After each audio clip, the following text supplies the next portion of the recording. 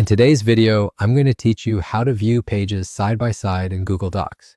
This is a simple yet incredibly useful technique if you frequently work with documents and want to see multiple pages at once for better context or comparison. Now, assuming you already have a document open in Google Docs, let's dive right into the process. First, you'll want to download your document as a PDF.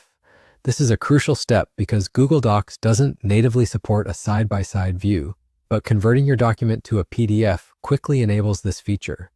So head over to the File menu located in the top left corner of your screen. With one click, you'll see a range of options pop up. Look for the Download option and hover over it.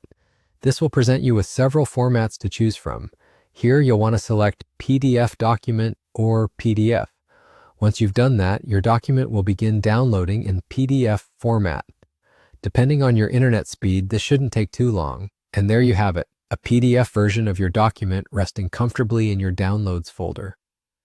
Next, you'll want to open this newly downloaded PDF file. If you're using Google Chrome as your PDF viewer, which is quite common, there's a straightforward feature we'll utilize. With the PDF open, direct your attention to the top right corner. You'll notice three vertical dots, often referred to as the More menu or simply the menu icon. Clicking on this reveals various viewing options for your PDF. Look for an option that says Two-Page View. This is your ticket to viewing two pages side by side.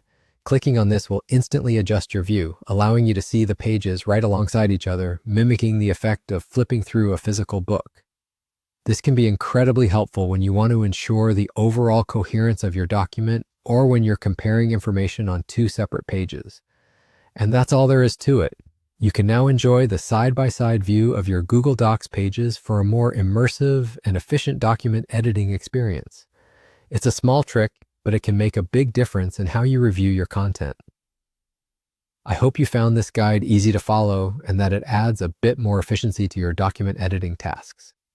If you enjoyed this tutorial and want more handy tips like this, don't forget to like the video, leave a comment with your thoughts or any questions you might have, and of course, hit subscribe to stay updated with all future videos. Thank you for watching and happy editing.